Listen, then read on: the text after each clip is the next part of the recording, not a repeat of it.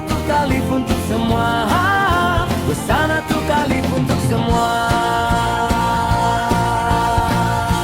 Assalamualaikum warahmatullahi ta'ala wabarakatuh. Apa khabar cucu-cucu Atuk? Rindu rasanya. Alhamdulillah. Nampak Atuk ni dah ada baju baru, warna lain.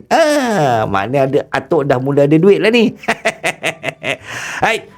Tapi baju ni khas untuk edisi Hari Raya Aidiladha.